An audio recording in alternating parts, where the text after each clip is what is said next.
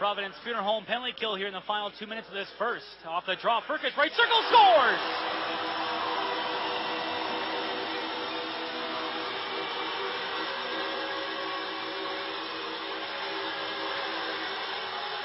Well, that did not take long. Seconds after Sean Flanagan took the high sticking penalty, Ambrose Firkus in the right circle wires it over the blocker side of Chad Katner. Power play goal for Firkus. Back-to-back games with a goal. It's 1-0 with 1:47 to go for West Kelowna. Yeah, another late goal given up by the V's in this first period, and Firkus just gets it at the glove side circle of Katner and goes over his blocker and in on a suspect penalty. It looked like Lloyd went down pretty easily, but nonetheless, very quickly, the Warriors attack, and only the second goal given up by the V's in these playoffs on the penalty kill. 18 minutes and 13 seconds should be the time of the goal for Ambrose Firkus.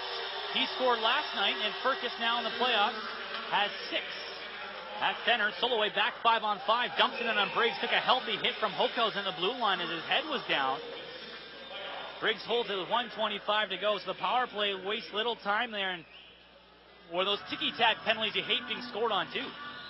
Yeah, it was. It was just a high stick behind the play. One of those things that you really don't want to see, and it ends up burning the V's here. Turned it over. Right. Could be a 2-on-1. On right wing, Seymour walks in, has it, centers it, back in front. Miller scores! A broken play and broken heart. Miller ties the game at 1. 18:46 to go in this second. The V's have leveled it.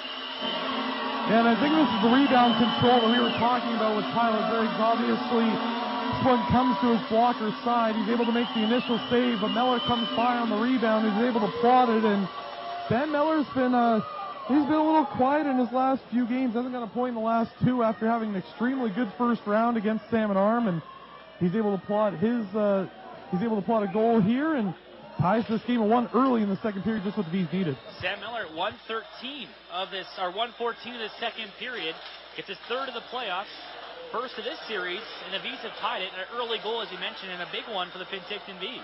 Shoots off the stick of Katner and back on the V's left wall. And now fired by Murphy to center for Seymour. In on left wing, pass in front, they score! Brad McClure on the back door and a late breaking 2-0.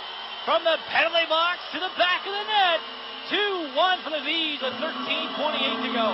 This is really blown coverage by the West Kelowna defenders. I believe it is Belois and Zarasin who pinched up, and a much faster Seymour and McClure come in with a lot of open ice to work with.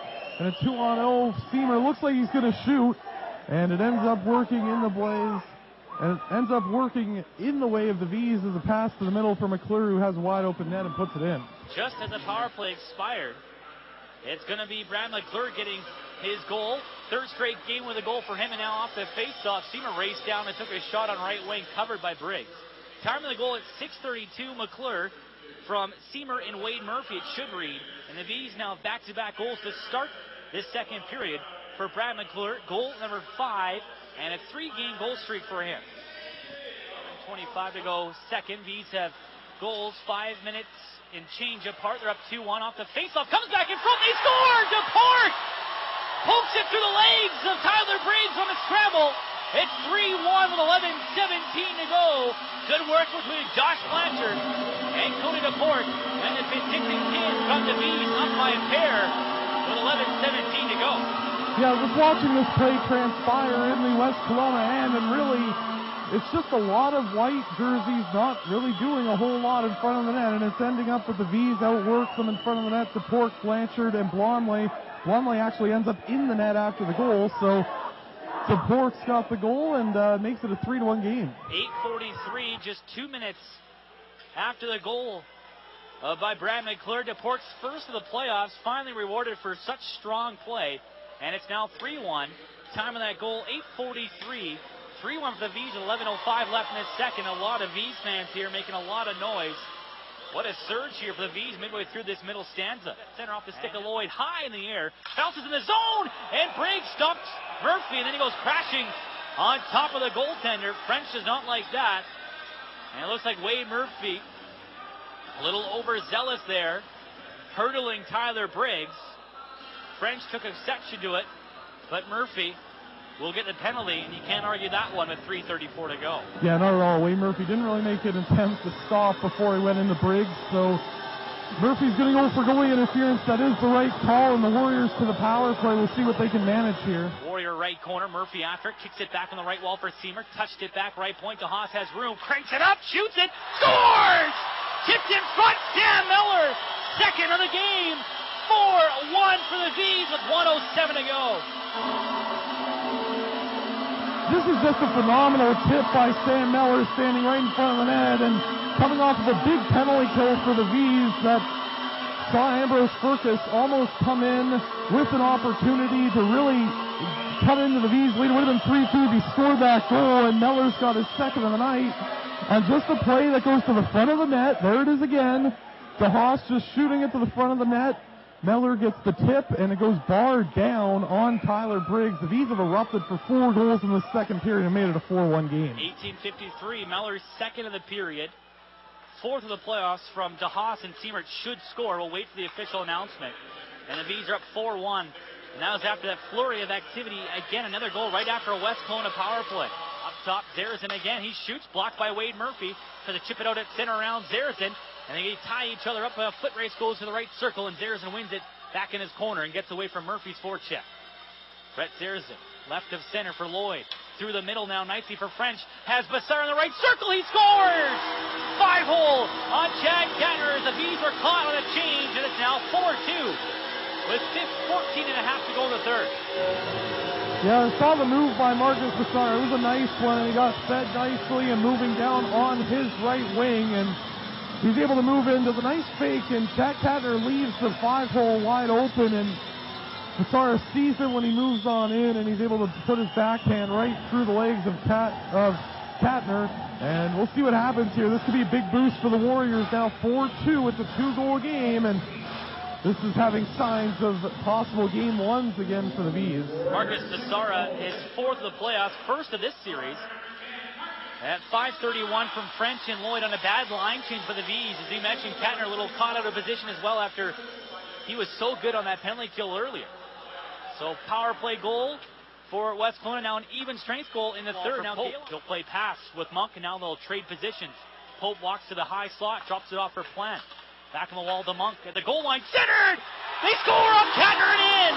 He almost stopped it, but it's in by Pope, but it's a 1-goal game with 13:07 to go.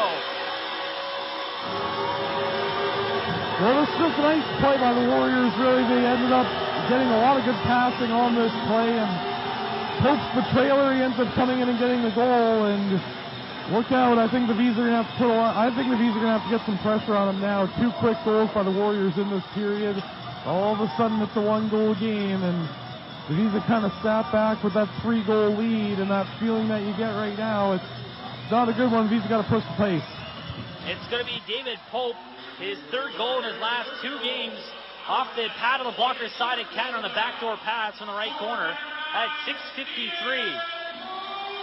And it's now just a 1-goal game. The V's reeling here right now after in cruise control to start this period. It's not a good start, really. And now has to hold it in on the half wall for French. 5.5 to go. Circles into the wing. He scores! Drifts it over the shoulder of Kettner for the right circle on a knuckle puck.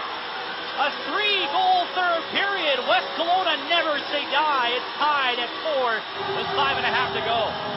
I think this puck might have hit Louis Nanny, who was trying to block the shot, and it was right from the angle where I could see it. French takes the shot, and I think that's why it may have looked like a knuckle puck, is because it might have glanced off of Louis Nanny's shin pad and over the shoulder of Kettner, and if that wasn't a wake-up call for the V's, I don't know what is right now. They got to get their head in the game a little bit here. 4-4. They got to start pressuring the Warriors hard. Max French gets the goal, his first of the night, 7th of the postseason at 14:26.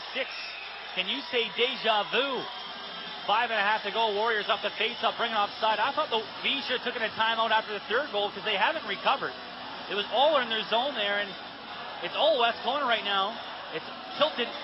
The ice is in the V zone with 5.5 to go, and they just saw a 3-goal lead slip away. Yeah, they really got to settle themselves down right now. That 10-minute, or that 1-minute timeout obviously didn't settle it down enough. They got to take a one timeout or something. They're announcing a goal by Max French. His first goal since game 1 of the series where he had 2. At center, man finds a loose puck. The penalty. Hokelsen against Meller. Meller taking it this time. It's scrambled in the circle. Setcher can't find it. Anholt does. Hokelsen shot. Rebound. They score. Simmons in front. And the Warriors live to fight another day on a broken play. 5-4 the final. We'll see you Thursday night at the SOEC.